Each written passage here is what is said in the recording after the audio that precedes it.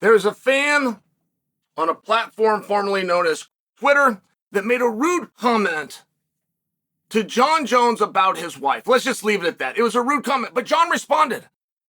And Jon said, "I will never have to work again after this year. Retired at 37, winning." I loved it. I would like to see Jon start being a little more antagonistic. Jon early in his career was called fake. He got called out by this. And the fighters that knew him that were saying, he's fake, he's being fake in the media. For some reason, that was a big deal to those guys. I never really understood it. Like, I thought that Jon had the right to be himself and reveal certain things to his close and inner circle, but also have the right to come out and attempt to portray himself as he's telling a story in a star-driven business. I didn't think there was anything wrong with that. But for some reason, it didn't work when it was a bad guy trying to go good. Like, that was different. If you have a good guy trying to go bad, right? You got Colby, it's accepted.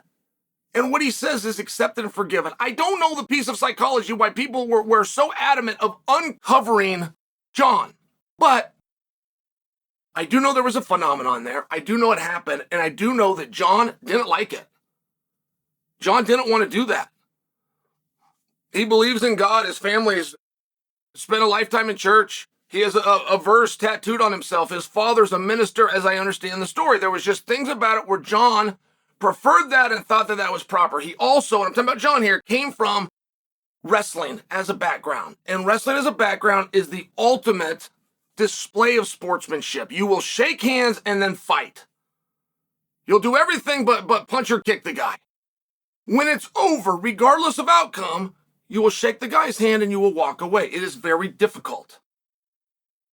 It is not what a young person that gets in the sport wants to do naturally. They want to curse, they want to yell, they want to kick the trash can, they want to take their headgear off, they want to throw it. I'm just sharing with you, like, as a coach and as a former wrestler, as somebody that watched Jon in those days, it can make a real gentleman, but you also cling to that. And you want to portray that level of sportsmanship. When Jon finally started to come out, and reveal and let you behind the curtain, you guys went crazy for it. You loved it. You absolutely loved it. The biggest display of that was when Jon was at a press conference with Daniel Cormier. Daniel Cormier called Jon out for drug use. Jon, and this is not the way he normally would have done it. He did it this one time. I think he was even sweating when it came out of his mouth. But he said, "Yeah, I did those drugs and I still kicked your ass." And in that brief moment when Jon realizes what he just said, the crowd went crazy. They loved it. They loved it. And you can even see the look on Jon's eyes. Jon's eyes, when he saw that people liked this, it was one of these incredible things. And Jon has let people more behind the curtain than usual. And I would like if he was more antagonistic. I feel that Jon, his entire career, has very much given in to the public. Guys will come out and they'll thank their fans, or they'll tell you, "I do this for the fans," or "the fans mean something to me." They'll do that. But there's a few guys that really do get tied to that. They really genuinely believe the fans have a voice, or there's a narrative, or here's what my fans want to see me do. Even if they're total strangers that they never met on social media, there are guys that will play to that crowd. And Jon has always been one of them. I would think that that would endear Jon to you. I would think that what I just said would make him more popular, but it didn't. It didn't. Jon used to ask you guys, "Hey, should I fight this guy? That's not who I think's the number one contender. Should I fight that guy?" That happened with me.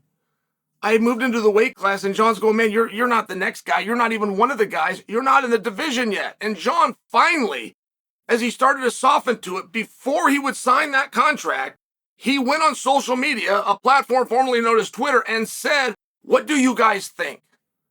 Should I kick this guy's ass?" And the response, you guys changed everything for me. Because you said, yes, you should kick his ass. And Jon listened to you. But we had to do that before he would sign the contract. Okay, great. Move further down the line. Someone somewhere told Jon he is not the world's greatest light heavyweight, not just because of his skills and not just because of his dominance. He must defend the belt 6 times because that is what Tito Ortiz did. Jon himself stated that Tito Ortiz was the greatest ever, but that was his reasoning. It wasn't about opponents. It wasn't about time frame or when it was done. Somebody got in Jon's ear early and said it was about accomplishments. It was about defenses, right? Like you could never argue Jordan versus LeBron because Jordan has 6 rings and LeBron only had 2 at a period of time, right? So Jordan always wins. So like, well, you're talking about resumes.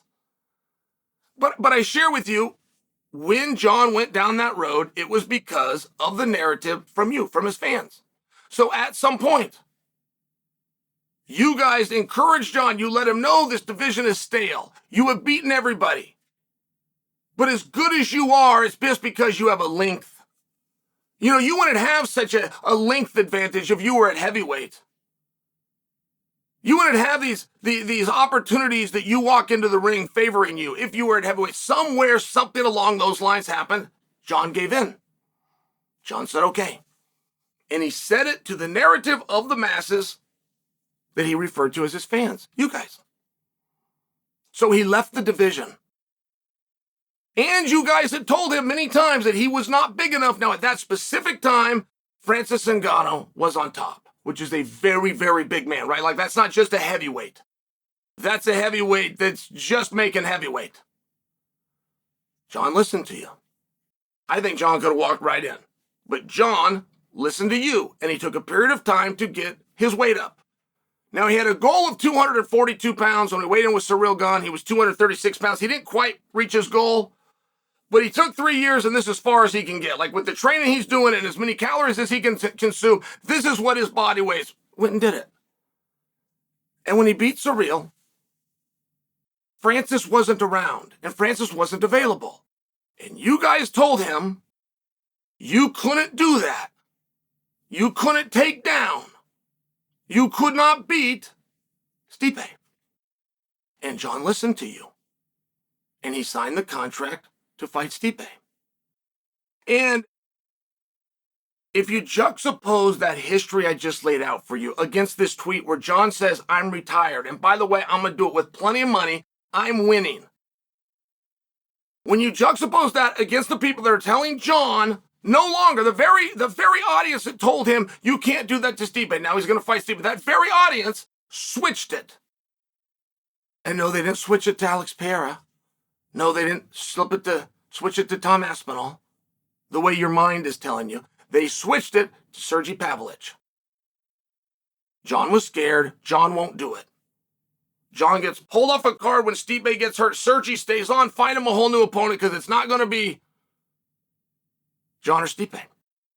And that narrative lasted for about 2 minutes and 31 seconds until Tom left Sergey unconscious, and then it switched to Tom. But somewhere along the way, it came off of Tom and went over to Pereira, and now the wind is kind of blowing back. I mean, I'm only sharing with you that if Jon is following his own story, by now he's going to start realizing he can't count on that. He just wants that pat on the back. He just wants it to be common belief, you are the best, and he doesn't have that yet. And he's been trying to appease it until this tweet. This is the first tweet. Jon's not going to retire after Stipe. I just love the idea that he's telling you he is. If Jon sticks to that story, he's got the right to change his mind. Of course he does. If he sticks to that story, they're not going to be able to keep Tom on the outside. Tom is going to have to go find a new opponent when he realizes I'm never going to get Jon or Stipe. I'm going to go find something else to do. And at that point, Jon can say, I changed my mind. And what a glorious moment it will be. What a glorious moment. Like, it's one thing to go and beat a world champion. It's a whole nother to manipulate one. It's a whole nother thing to go play one. And if Jon wants to manipulate and he wants to play, he's got to get started somewhere. And I submit for you this tweet to the fan that he will walk away after this year is antagonistic. It's wonderful. And it's about time.